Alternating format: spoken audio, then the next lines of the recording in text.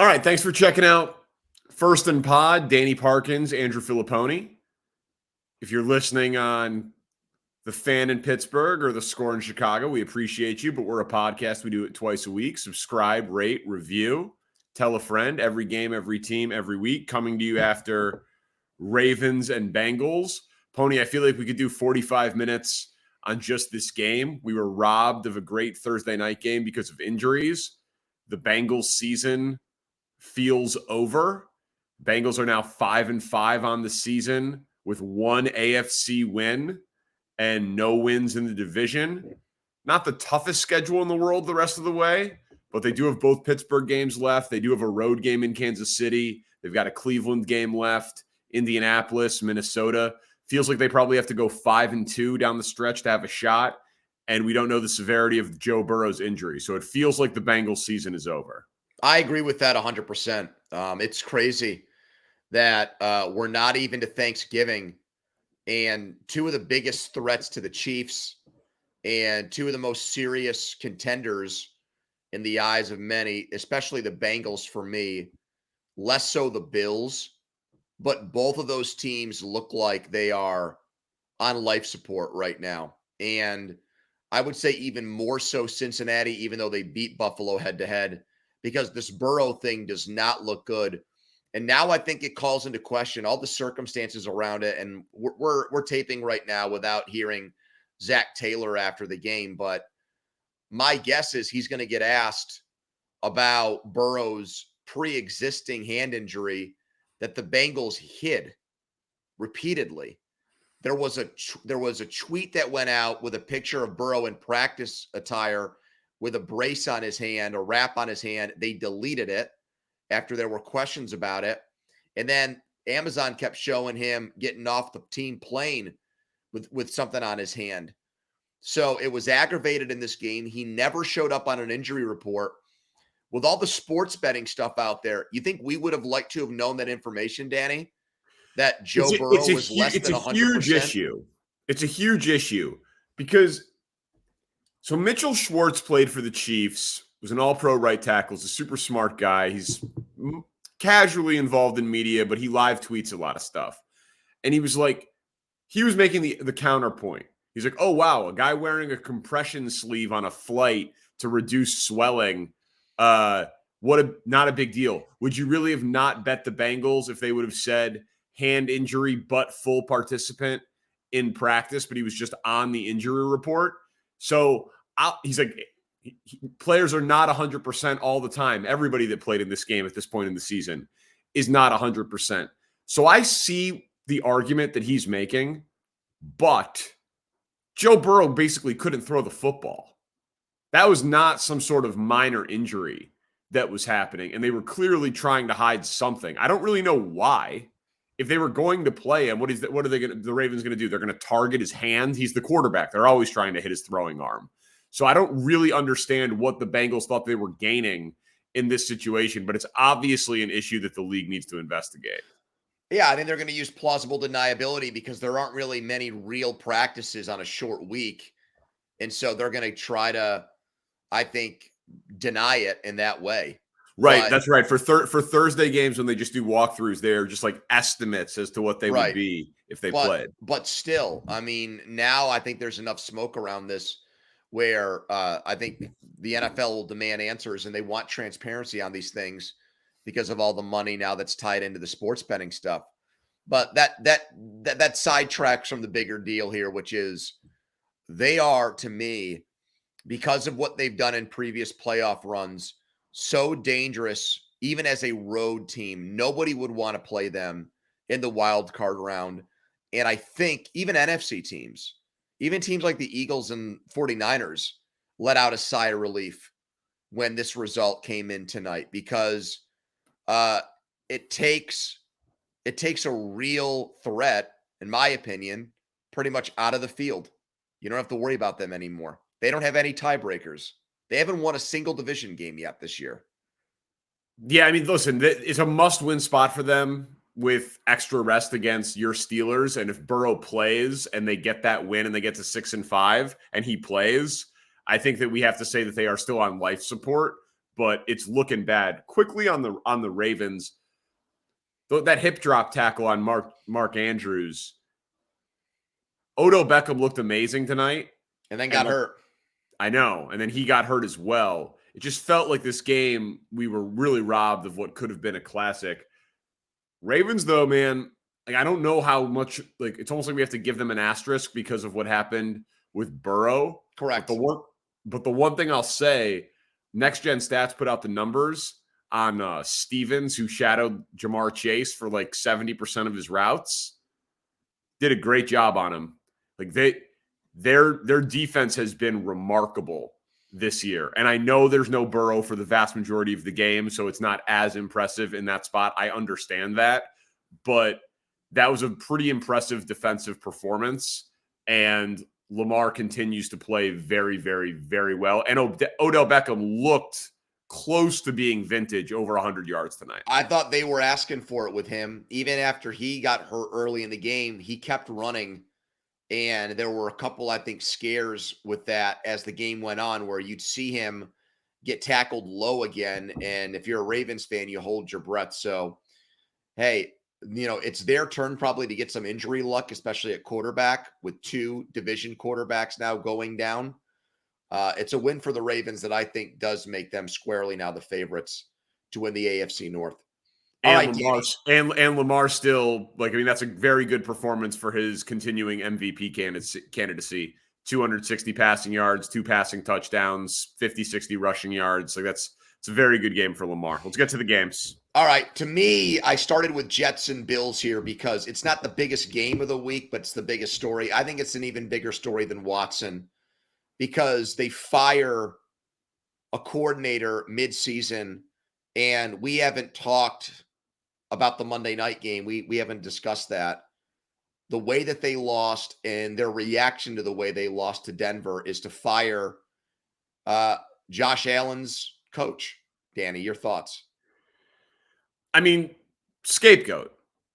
It obviously. Now, what we don't know is if Ken Dorsey and Josh Allen do not get along. If Josh Allen had some sort of say in this, that he prefers Joe Brady in his ear, has not been reported yet. McDermott kind of hinted at it when he backed the bus up over Dorsey, saying, they had to figure out a way to unlock the confidence in Josh Allen, seemingly tying that to coaching. But they had 4 turnovers in that game. 2 of them were fumbles. Dorsey is not calling the let's fumble the ball play. They were over 7 yards per play in that game. If there's not 12 men on the field, is Dorsey still fired the next day? No, of course not. So I find that part of it to be ridiculous, frankly. And what I will say, though, is it's a reason why a team like the one I cover, the Bears, was so insane to hire a guy like Matt Eberflus, because it's very hard to develop a rookie quarterback and turn him into a star. There's a million landmines along the way. The Bills did it with a defensive coach and Brian Daboll. Brian Daboll then has the ultimate success, gets a head coaching job, and now you throw another landmine in front of your quarterback, and it ends up being partially to blame, fully to blame, we don't know, but clearly partly to blame for Josh Allen's struggles this year. And it's just so unnecessary to do if you're trying to develop a. If you've got Brady, if you've got Peyton Manning, if you've got Aaron Rodgers, fine, they are the system. But if you're developing a young quarterback with a defensive head coach, it seems insane to me. I would say of the move, bad process, but good result. I think Buffalo needed something like this.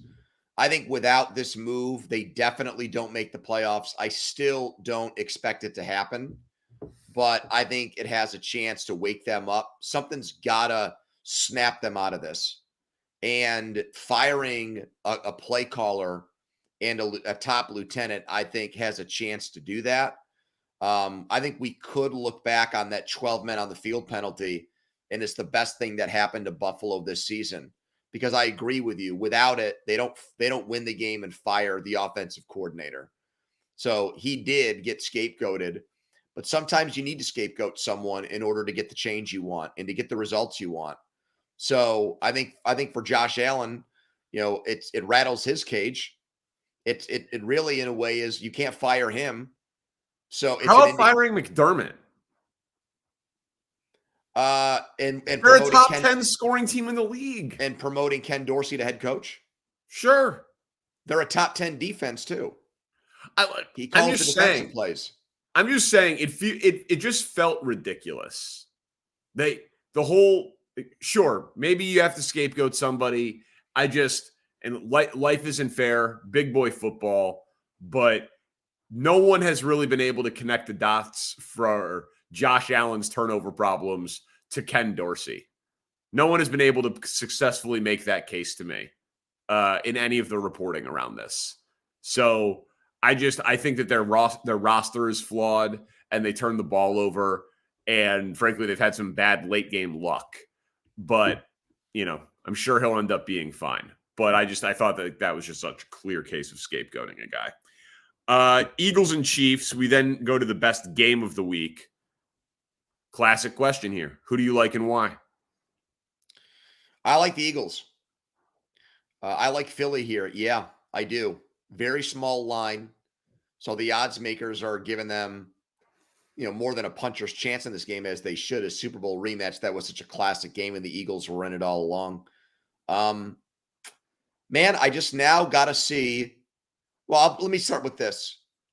The biggest question I have in this game is the Chiefs' offensive line against the Eagles' front. That's where I'm at. And I know you've talked about the secondary problems with the Eagles, and I think it's valid. But for all the money that Kansas City's invested in their offensive line, I haven't seen really, I'm going to say, good play from that unit this year. And this is, to me, about as big of a test as you'll get what the Eagles are able to do with their defensive line with Jalen Carter and company. So I like Philly. I think the Chiefs offense still just doesn't seem right. It hasn't clicked. And I think that continues against, pound for pound, one of the best teams in the NFL. Wow. Listen, obviously either team can win. It's a 2.5-point spread. These are two of the 5 best teams in the NFL. Super Bowl rematch, like you said. You are going against 2 significant trends that I actually do think are relevant. Andy Reid, 27 and 11 straight up when his team has more than 10 days rest. Obviously, they're coming off the bye here. He's legendary off the bye. But so is Philly, which helps, though. That kind of, to me, evens things out. They get the same break. Good scheduling job by the NFL here with that. Pat Mahomes as a 3-point favorite or less, 15-4-1 against the spread. The Chiefs have been historically bad against the spread when Mahomes has been there because they're always having to cover such big numbers, and they seem to play down to their opponents, play down to their level of competition. This is not a game where they could possibly sleepwalk through or take for granted or anything like that. It's Arrowhead at night, off a bye with Andy Reid and Pat Mahomes as a small favorite with people picking the team against him. I will side with the Chiefs in this spot. And, listen, man, I don't know. Joe Thuney, Creed Humphrey, Chiefs offensive line's been pretty good overall. The tackles have been good? The tackles have been questionable. The interior has been better than the tackles, no question. But I think that they should be able to protect Mahomes enough. And talk about storylines, man. The Kelseys are meeting the Swifts. That's pretty good. Yeah, I can't wait to see the graphic where here are his stats when she's there. Dude, but Mama Kelsey, Mama Swift, Papa Kelsey, Papa Swift back from Argentina in the booth. The New Heights podcast brothers. Oh, it's going to be great. It's going to be excellent. All right. No more comments from me on that one. Okay. Let's move ahead to the Steelers and Browns. And this is the second biggest story of the week, in my opinion. Deshaun Watson lost for the season. How screwed are they? Well, for the season, that I wasn't that much of a believer in them. So obviously they still could make the playoffs, but it feels, so? Yeah, I mean, I think so, but Have you seen Dorian Thompson-Robinson and PJ Walker play football? I'm shocked they're going with DTR over PJ Walker. I don't really understand why. Last time I saw him play, he couldn't throw the football. Well, you watched PJ Walker in the preseason. How would you report back on that? It was horrifying. He lost out to Nathan Peterman and Tyson Bagent, but he does have a win in the NFL this year. He also has 6 touchdowns to 16 interceptions in his career. Yes, that is accurate. But I think it's more alarming for the Browns long term. He's going to have what? 11 starts in 3 years? Deshaun Watson? When he by opening 12 day, starts and they've paid $91 million for it. By the time next year rolls around, they're still not going to know whether or not Deshaun Watson is going to ever turn back into being a top 15 quarterback in the NFL. I'm still struggling with the idea that they're sure that this happened in the first half, and he went out there in the second half against the Ravens defense that you were just raving about and played well. 14 for 14.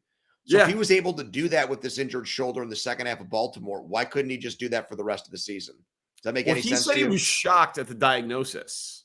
Okay. So if he played through it once, why can't he play through it again? Am I missing something? I don't know, man. Adrenaline, liability, risk of further injury. I'm not a doctor. You've been a conspiracy theorist on every Deshaun Watson story that's come out. But this one is based in fact.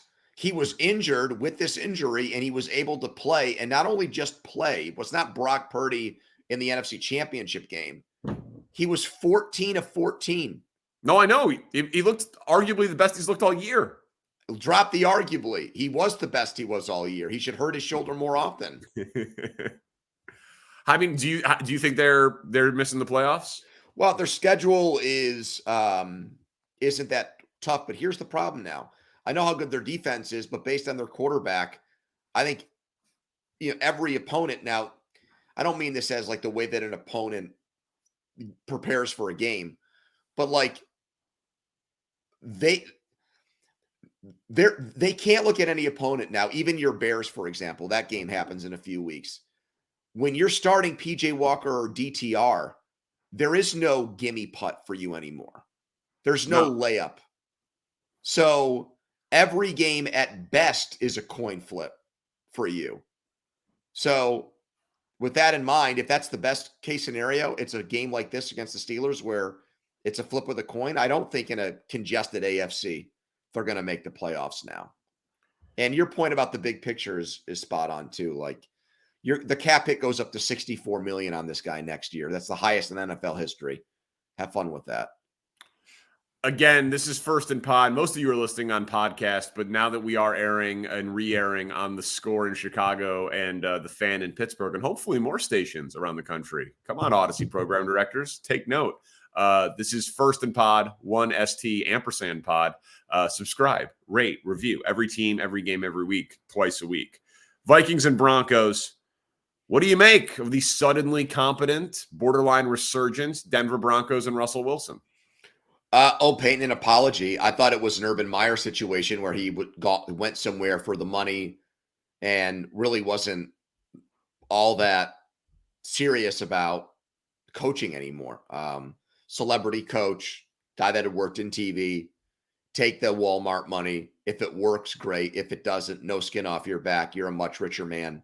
You still got a Super Bowl ring in your closet. Life goes on. But do people keep Super Bowl rings in their closet? No, I would have it on full display. You're right. Why would you want to hide something like that? Yeah, I mean, and if you are going to put it away and be humble, it's more of a drawer placement than a closet. Yeah, all well and good. Okay. He is doing here a good coaching job, I think. I mean, I would say one of the top 10 coaching jobs in the NFL this season now, with the way they've played since the 70-point debacle and really how they've played since that Jets situation where they had the Hackett revenge game. They're not going to make the playoffs, but Denver's got to feel, I thought they were maybe one of the worst teams in terms of their outlook and situation moving forward. I don't put them in that category anymore with Sean Payton and Russell Wilson. I think we did have them as the team in the worst situation at the end of last year before they got Sean Payton. Mm-hmm.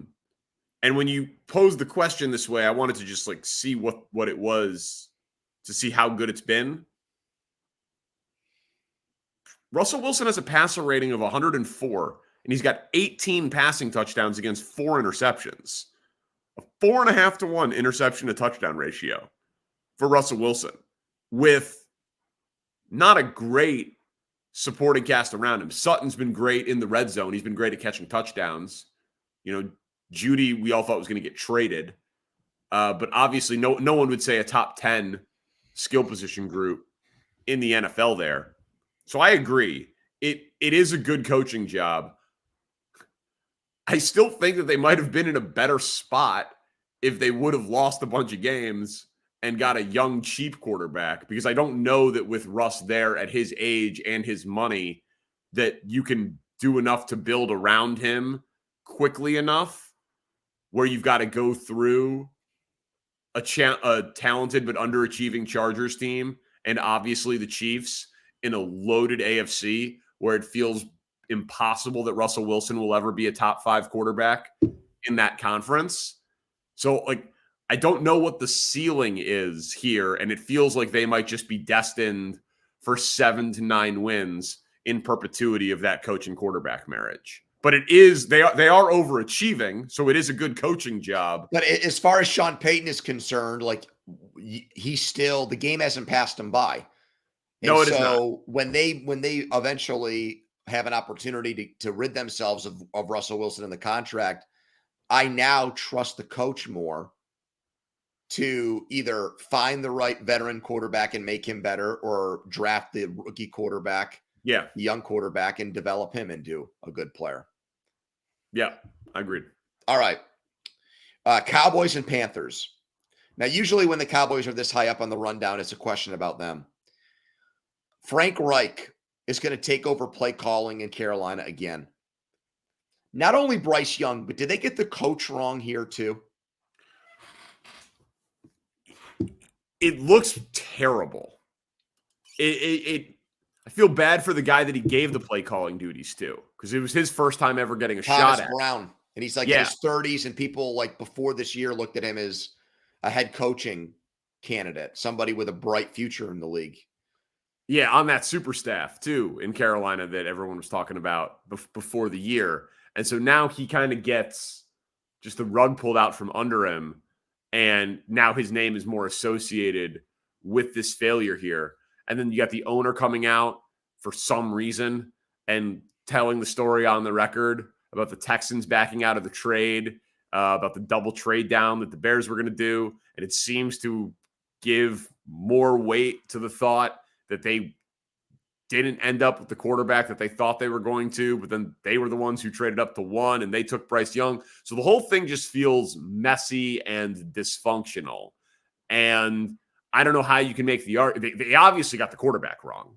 I mean, obviously. Bryce Young can still be good, but the odds of him being better than CJ Stroud are, very low right now. Right. What would I have to give you? 20 to 1?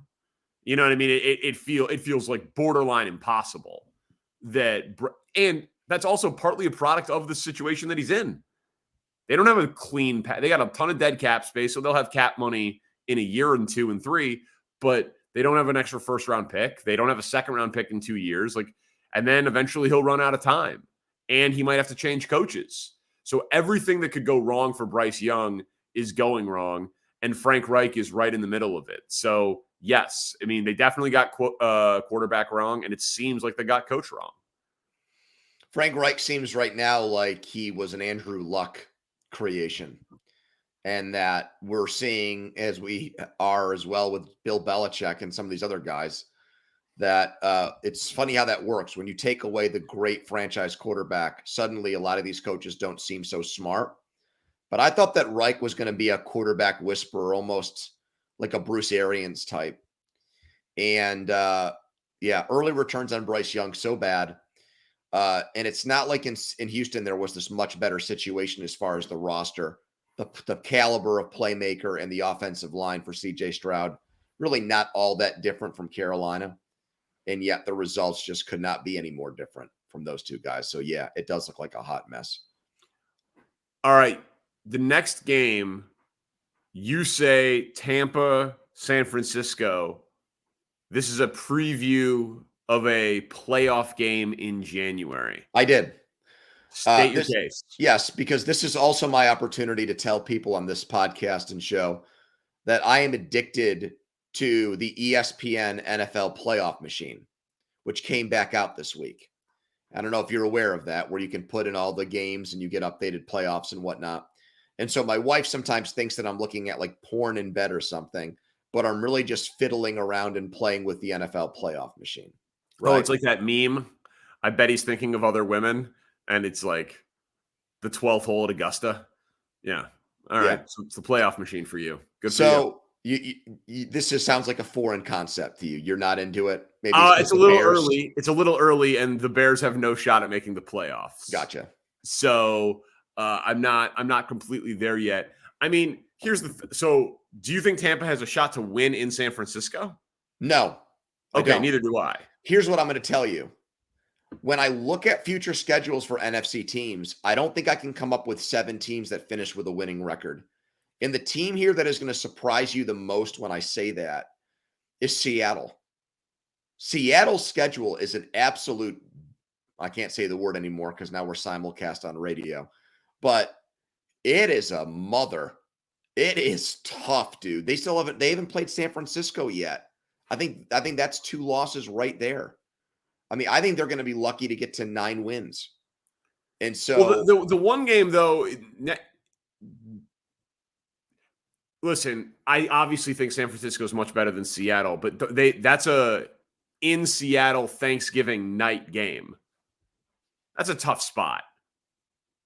Short week on Thanksgiving in Seattle at night. Would you like to bet the Seahawks in that game against me right now?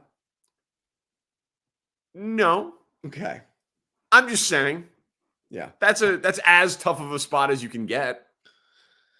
I actually think there's 2 teams, and actually Tampa Bay really doesn't have that low playoff odds because the division they're in. I'm saying they can get it as a wild card. They lose this game, they go to 4-6, and 3 of their next 4 games are on the road, but the teams are easy. It's at Indy, home against Carolina, at Atlanta, at Green Bay. Yeah, I think they can get to 8-9. And I think 8-9 is going to get them in the playoffs because of Seattle's schedule. So just remember that when they're in January and we're talking, and the question for 49ers and Bucks will be most likely, why did we need to add the 7th playoff team? This is a waste of time. Remember that we had this conversation before Thanksgiving. We'll remember that we had it, and we'll say in week 11, we knew that was going to be a bad playoff game then because it was a bad regular season game. That happens with us a lot for newcomers to this. We end up being right about an abnormal number of things. Hey, we're holding 95-1 CJ Stroud MVP tickets as of last week. So yeah, and guess what? Well, we'll get to them in a little bit, so never mind. I'm not going to spoil that one. Okay. Raiders and Dolphins. Speaking of schedules, first of a 5-game stretch for Miami versus teams with losing records. How are we supposed to evaluate this team? In January. This happens every year. Now, they have shown higher highs than some of the teams that it's happened to recently, but we were talking about it with Minnesota and the Giants all of last year. Paper tiger, fraudulent, not as good as their record suggested. But hey, maybe they'll prove us wrong in January. Miami has had different things because it's like, oh, they've got the favorite for Offensive Player of the Year, one of the favorites for MVP, one of the favorites for Coach of the Year. They hung 70 on a team. They're real.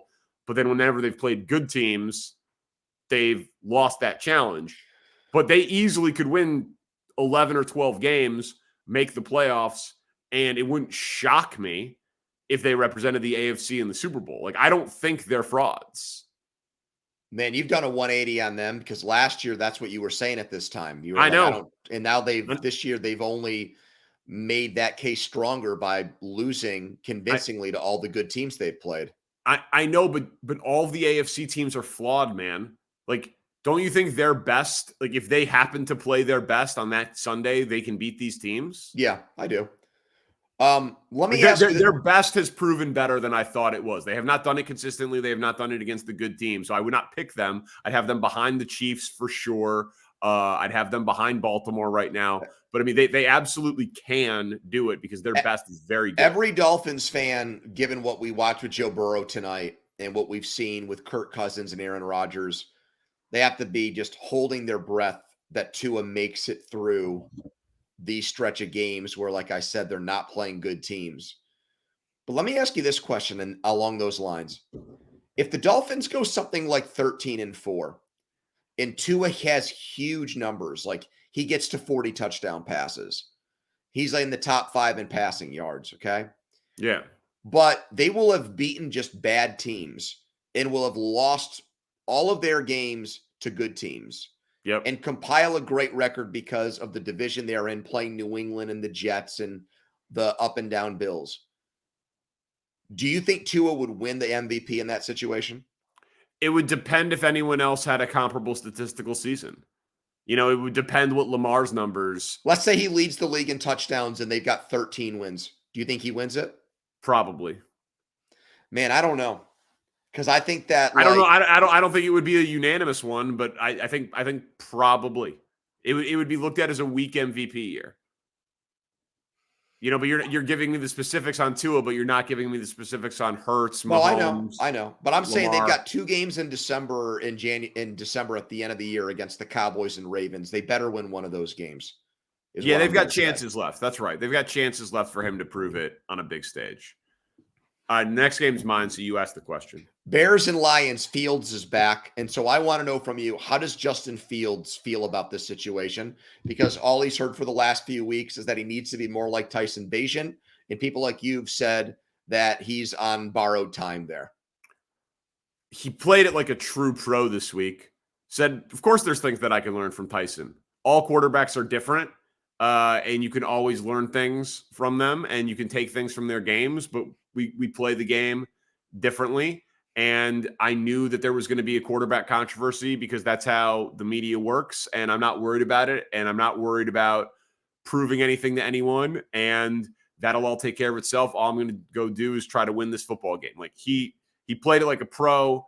I believe that he is not bothered by the noise. He's been in the spotlight since he was in 6th grade, battling with Trevor Lawrence at, 6th, 7th grade camps and being recruited to Georgia and Georgia state championships and then going to Ohio State and college football playoffs. Like he's used to the spotlight.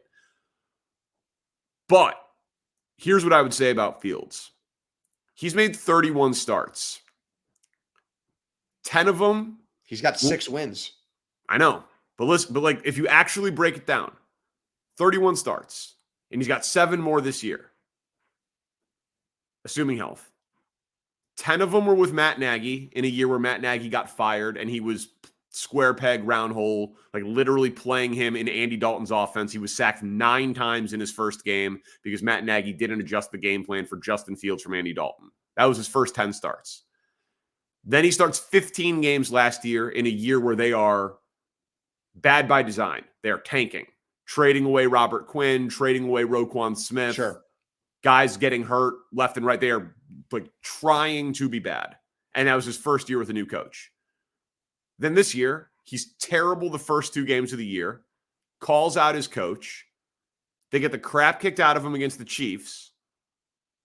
Then he plays 2 great games against Denver and Washington, has 8 touchdowns and over 600 yards passing in 2 games. Then gets hurt in the next game against Minnesota. Misses 4 games, and now he's back. He's got the healthiest offensive line he's ever had. He knows the system. He's got DJ Moore. He's got Cole Kmet, who's playing well. They're the 5th-ranked rushing team in the NFL, and it's not because Justin Fields is running like crazy. It's because they're actually doing a good job running the ball. he is in by far the best situation that he's been in the NFL to succeed, and it's not even close. I think that he thinks he's about to go out and ball out. And we'll see if he ends up being right. And we'll see if it ends up being enough if the Bears get the first or second pick in the draft. It's not going to be enough. I agree. But it will be enough for them to be in a unique position to draft Drake Maye or Caleb Williams and trade him for something meaningful to Atlanta. That's why I asked the question, because I think whether he is going to come out, he's not going to come out and say it, but he knows from his agent and everything else that he's entering what are probably the last 8 games as a 7 games as a Chicago Bear. I think he knows. Okay, that. Right. But what if Carolina wins a couple of games? Well, that's the one thing that would throw a monkey wrench into all this. But I mean, dude, that's the NFL. No, I know. Like if Carolina wins a couple of games and Fields balls out and they end up with the 3rd and the 7th pick, they easily could run it back with him next year. So there's a lot at stake here. And all of a sudden these games are very, very, very interesting because the Bears defense is playing pretty well too. Seahawks and Rams. Stafford's going to start for LA. And I just wrote down big trap game vibes for Seattle here. Am I right? So I don't believe that division games can be trap games. Really? Personal theory. I think that these guys are so ingrained to say the first goal of the year, the first objective is to win the division. We had 6 games in the division. You got to circle your division games. You got to take care of your division it's the cleanest path to the playoffs. The only way to achieve our ultimate goal is to do the small goal. And the small goal is to win the division. That I just think it's really hard for division games to be trap games. It's why I loved the Cowboys against the Giants last week to cover the 17 points, because I don't think the Cowboys ever overlook the Giants. Like the Cowboys' following game was against Carolina. They didn't have their eyes someplace else. You're saying about the division is about winning the division.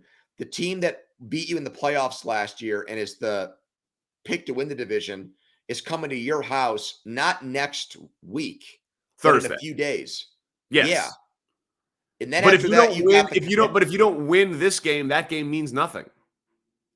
Yeah, I don't know. These are guys in their young 20s. I don't think they have tunnel vision the way that you think they do. I don't think that, Pete Carroll has them all with blinders on. It's the 49ers in a few days. Then it's the Cowboys and the 49ers again. So you like the Rams? Yeah, I love the Rams. Now that Stafford's playing and he's got Kupp and he's got Nakua should play. Yeah, I like them a lot. I already told you, I think Seattle's going to collapse. Sorry. I know how much you love Geno. What's not to love? Giants Commanders. If the Giants' nightmare season ends with Drake Maye, is it all worth it? Oh, I think so. Yeah. Yeah, me too. I think I think this is as long as the New York media doesn't pressure the Giants to blow things up and make the organization think that everything is such a disaster there, then there's, I think, a huge light at the end of this tunnel here. And it's not oncoming traffic.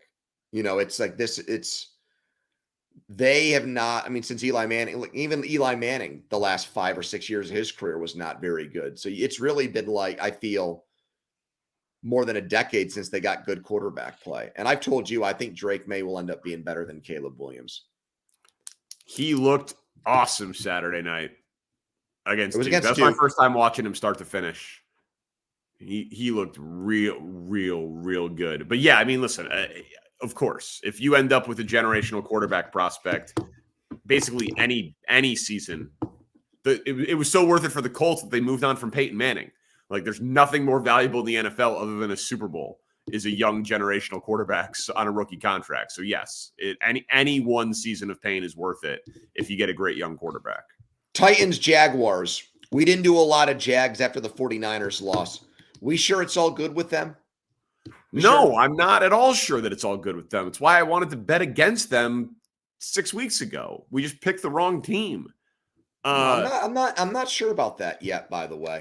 You made a foolish cut your losses and bought yourself out of that bet, which now I vehemently disagree with. I'm not going to tell you how to manage your money.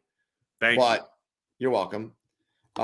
You know how much I like Houston and Stroud, but I don't even think Tennessee's dead in this division if they win this game, because they've got 2 games coming up at home after this one, and they win all their home games. They could get to 6-6 and give themselves a shot. All right. Well, I pulled it up for you, buddy, because I figured you'd say something like that to make me feel bad about buying out of our bet against Nick Wright when we took Indy at 4.5 to 1 to win the South. I think there's a path for the Colts to get to 9 wins. Well, they're 13 to 1 to win the division right now. I know. And the Titans are 21 to 1. Yeah, I know. I don't think you did.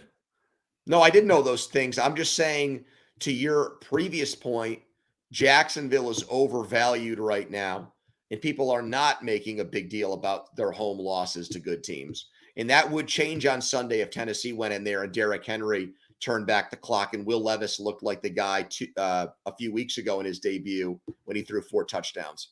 That would get everybody's attention. Yes, it would. Do you expect that to happen? I do, actually. I've already bet Tennessee money line. All right. Chargers and Packers. Bigger second half of the season for Jordan Love or Justin Herbert?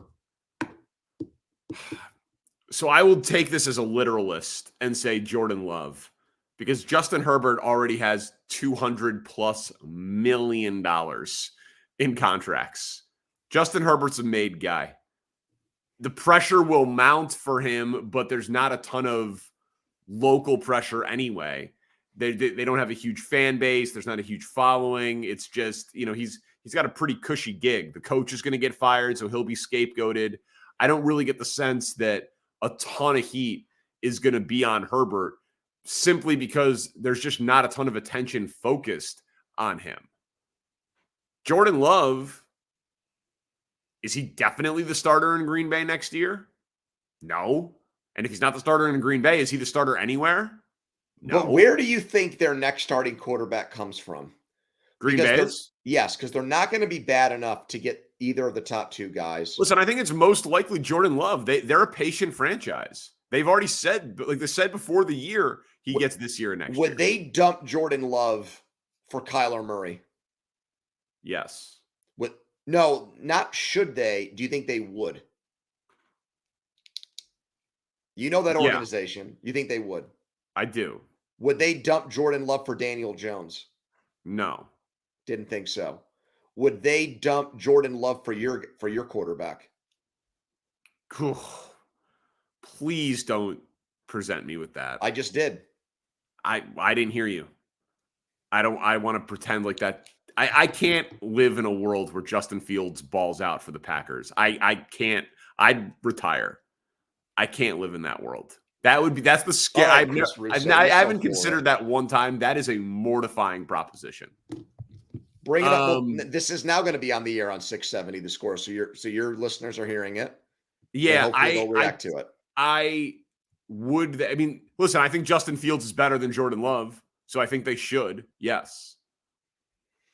I don't think Jordan Love is very good, and I think that Justin Fields has an immense amount of talent and is probably going to run out of time with the Bears. Well, the way you answered that questionnaire makes me think there is more pressure on Love. But before that, I was going to answer with Herbert, because at some point Herbert's got to start winning games. But like, or else what? Or else he'll be like caught up in the sports take industrial complex a little bit more. Yes, which I happen to be a big part of. We're both a part of it. Don't minimize our. We're in that little spoke in that giant wheel. All right, last one: Cardinals and Texans. This is a great red zone game. Texans on upset alert. Yes. Yeah, big time. I agree. So letdown factor. Exactly. Young team. Letdown factor. Young team. Kyler shaking off the rust and believing the hype. Yeah. Like all of a sudden Stroud gets talked about as the MVP. DeMeco Ryans gets talked about coach of the year. They get talked about as, oh, they're going to the playoffs. Have you seen their schedule? Like this could be they think they put great upset, beat Cincinnati, read their press clippings, and then you want to talk about a letdown spot. This is a letdown spot. Now, if they come out and they win this game convincingly, when Arizona's been playing teams tough this year, that'll speak volumes about them. That will say that, okay, we can trust them to not be a letdown team going forward. They already went to Carolina and lost, so we know that they are capable of doing that. A couple things to clean up here. John Harbaugh, according to our producer Spencer in his press conference, said Mark Andrews' injury likely season ending. I mean, wow. By the way, we didn't talk about my team. They've had a horseshoe up their rear end the entire season, that they're going to get DTR on Sunday, the Steelers, then maybe Jake Browning the next week. And the team that looks like they're the favorites just lost an all-pro tight end and one of the best players at his position, and Lamar Jackson's security blanket for the rest of the year, which is just wild. And then the other thing Spencer wanted us to hit on quick is, what did you make of the Charissa Thompson story? Minute on that here. So I didn't go back and listen to the full podcast. I only listened to the clip that Pardon My Take put out. Mm-hmm. And I think that when you put something out like that, you have to assume that people will react to the clip that you put out. Because I saw like Big Cat saying, oh, you didn't hear the thing in its entire context. Well, you guys put it out that way. Mm-hmm. So I'm going to, sorry if that makes me lazy, but I'm going to judge it on the 50 seconds. It's a crazy thing to admit. And now they've come out and said that it happened. It was a story about something that happened 15 years ago. And she's no longer a sideline. Like, I don't think she should be fired. I think a lot of the pearl clutching that is being done is over dramatic. We're talking about sports here, but it's unnecessary. It casts a terrible light on other people, and it is disproportionately a job for women who already take more crap in the sports media than we do. It casts them in a negative light. It gives ammunition for people who already hate the media to say, see, they just make it up. Yep. And I think she got caught trying to be funny on a sports comedy podcast, and she admitted something, because Charissa Thompson is awesome at her job. And she has done things in her past to suggest that she really does care about journalism. So to have just as casual of a approach to saying, yeah, I made up quotes from coaches during my halftime reports. I mean, it's a shocking admission, even if it was 15 years ago. Well, I think she's at the top of the mountain. She's looking down now from where she's made it as the person that anchors Thursday Night Football and does the Fox pregame stuff. She's climbed a rung above that. So she can make comments that, whether she wants to do it intentionally or not, belittle that job, at least a specific aspect of that job. She hosts a podcast with Aaron Andrews. I don't think she was trying to belittle the job. I think she was like literally talking about. Well, but as you stated, though, that is going to be public perception, which is everything, is going to be like, well, I didn't think that job was important to begin with, so this just makes it even less so. Why do we even need sideline reporters? That kind of thing. Well, and every prominent sideline reporter other than Aaron Andrews, it seems like, has come out and been appalled by it. Like Laura Oakman, Michelle Tafoya. Well, but what I was going to say is, if she were still in that role, there's zero chance she says this. Agreed. She's evolved and she's grown and she's advanced, like to your point, because she is good at her job. At least like the presentation of what she's asked to do. To the context point, if there was something in there from her that owned it and was like, I was younger, I was new to it, I didn't know what else to say. Fox is making me still to start the third quarter come on and recap a conversation with a coach. The coach was uncooperative. This is a problem in the NFL. And so I made it up. And like, I don't say that to, joke. I'm more like, this is an example of me being ethically wrong, or like at that point in my career, not knowing what to do. And it's like almost like a mea culpa, like, hey, Look how much I've advanced and grown over the last 15 years. This is where I started and this is where I am now. But I don't think just from the clip that I saw, I don't think she was doing that. Like, I think it was more about like, it's a real dumbass thing that we have to do in this business, talk to coaches at halftime. And I think so little of it, this is what I did instead. That's how the comment came across to me. Yeah. I'm sure she will address it on her podcast with Aaron Andrews. I thought it was weird that Amazon didn't make any reference to it. And I thought Michaels might just go off. I thought that was in play. I thought that was in play for sure. Can I say, though, this is probably not, I don't know, a consensus opinion or would be a popular opinion amongst our media colleagues who are taking this story very seriously as if we're covering Watergate. Yeah. I found it kind of refreshing that they didn't address it. It was a thing on Twitter. Mm-hmm. She said a comment on a podcast. She should not be fired for it. Like, I saw people saying she should be fired for it. No, she should not. She's told the story publicly before. She didn't get in trouble for it then. So just because she told the story on a bigger platform, now she should be fired for it when she doesn't do that job anymore. It's ridiculous to suggest she should be fired for it. And people were outraged on Twitter about it. That does not mean that it is real life and that we have to treat it like it is anything bigger than it is. So it's dumb. I can't believe she admitted it. I understand why people who have that job are offended by it, but I have no idea who it really hurts in like the real world. Well, it would only hurt her if it got to a point now where viewers felt like she was a joke and took away from the broadcast. Like if it hurt her credibility so much that like it changed the way that people react to her when she's on television. I mean, she's not reporting, man. So I agree. She's a studio host. I was interested. I thought, oh man, they're gonna do some like over the top. She might break down, treat it like she had done some like capital offense, and it was dumb.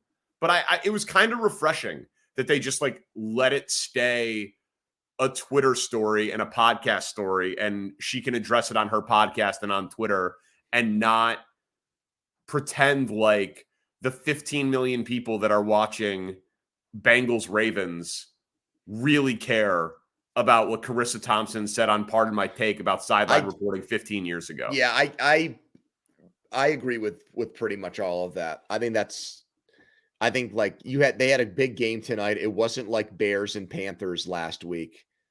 And it had nothing to do with her current job. Yeah. And it wasn't like she had been like, it's not like she did something away from, if something had happened away from the game or like she had gotten in trouble for something and you feel like it's awkward that she's there, she should have to address it. But like, you're right.